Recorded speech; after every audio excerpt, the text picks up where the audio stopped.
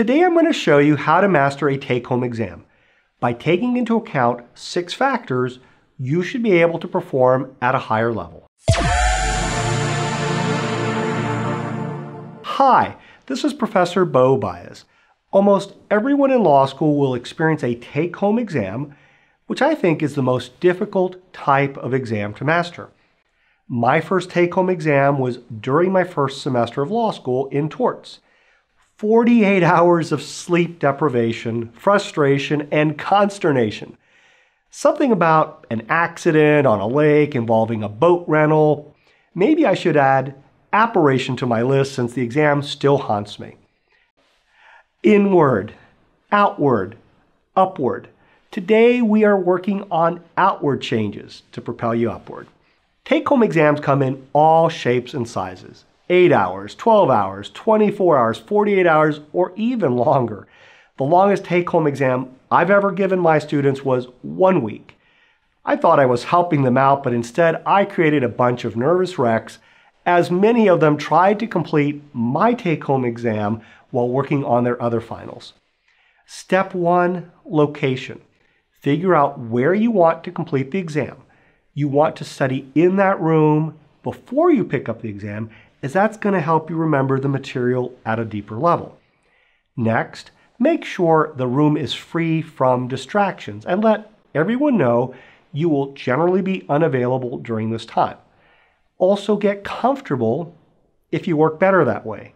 For me, business casual helps me to focus better than shorts and a t-shirt. Step 2, preparation. You must prepare for a take-home exam just like you would for a closed book exam. Anything less means a weaker answer. This was my mistake. I believed, hey, I don't really have to study for torts because I've got my notes, my books, 48 hours. Boy, was I mistaken. This is because I hadn't taken time to really master torts, resulting in a less than stellar performance.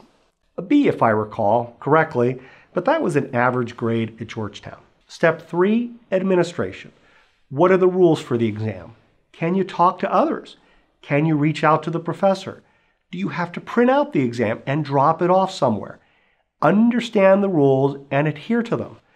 2 students were almost expelled from a law school I taught at for talking to each other about what they thought was a non-exam issue. Step 4, organization. Create a schedule in advance for the time you've been allotted. This will look different for each of you. For longer take-home exams, ensure that you are working at the times when you are at your best. Make sure to sleep. Working 48 hours straight is not only unhealthy, but it is likely to result in a weaker product. By the way, just before you go to sleep, read the exam. Studies show that our brains continue working on things that we were dwelling on just before bedtime. Make sure to take breaks using the Pomodoro technique or something else that works for you. If you've got flexibility as to when the exam begins, make sure you pick a time that maximizes the times when you're at your best. Step 5, refortification. For longer take-home exams, make sure to build in time for physical exercise. Studies demonstrate that cognition goes up after exercise. Stay hydrated, forcing yourself to keep drinking. No, not alcohol, water, as the brain needs liquids to work at its optimal level. Don't forget food and healthy snacks. Think nuts, not potato chips. Step 6, composition. Your answer should be more polished than a normal take-home exam since you have more time to work on it. Once you've read the exam, then prepare your outline, just like you normally do for your exams. Then write out your first draft. Once you've got that draft, begin editing it. Feel free to move sections around. The professor wants something that looks good, otherwise they would have given you a traditional 3-hour exam at the law school. And force yourself to do the editing. I'm always amazed by students who feel they are done and just turn in a take-home exam early, believing it is complete. Hear me. An essay is never complete. There's always just a bit more you can do to make it better.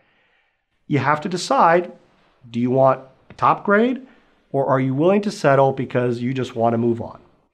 Make sure to check out my new videos every other Wednesday and hit the subscribe and bell buttons so you can become a better student and a better lawyer.